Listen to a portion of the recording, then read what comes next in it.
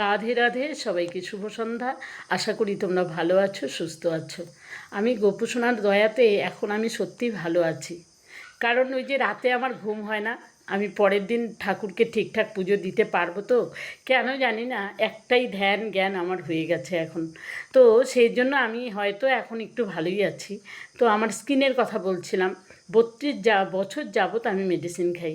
তারপরে তো 10 সালে যখন ভুল ট্রিটমেন্টের শিকার হই, তখন তো আমার প্রত্যেকটা অর্গান, পায়ের নখ থেকে মাথার চুল সবই আমার ড্যামেজ হয়ে গেছিলো।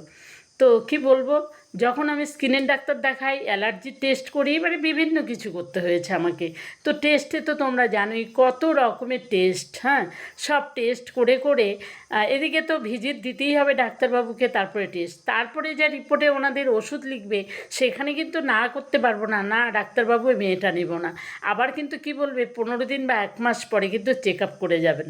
তার মানে আমাকে উনি ফলো করছে, তাই না? তো নাহলে তো আমি ভালো হব না। এইবার আমি কি করি, যখন ডাক্তার দেখাই তখন পায়ের নখ থেকে মাথার চুল পর্যন্ত ট্রিটমেন্ট করা হয়। একটা শ্যাম্পুর কত দাম! আমি বহু বছর আগে একটা ডারমোনিক সাবান নিয়েছিলাম, শ্যাম্পু নিয়েছিলাম। ডারমোনিক সাবানটা ছিল আমার 299 টাকা। আর বডি অয়েল, ইতালিয়ান বডি অয়েলটা ছিল 2199 টাকা, অর্থাৎ 2200 টাকা। তো প্রচুর এরকম শ্যাম্পু, প্রচুর দামি দামি ব্র্যান্ডেড জিনিস তখন ইউজ করতে হয়েছে। তো সেই জায়গায় দাঁড়িয়েও না ডেভেলপ আমার হয়নি। সাময়িক ছিলাম, 24 ঘন্টায় ওষুধ খেতে হতো। তো এখন কি বলবো তোমাদেরকে, আমি যেটার গুণে এত ভালো আছি, আমার মাথার চুল এখন একটাও ঝরছে না। স্কিন না আমার আগের থেকে অনেক অনেক ভালো এখন আমি আছি।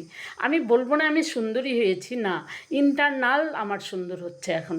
আর ভিতর থেকে আমি আমার শরীরকে আমি ভালো রাখার চেষ্টা করছি, তাই আমার বাহ্যিকটাও আমার ভালো হবে, এক্সটার্নালও ভালো হবে।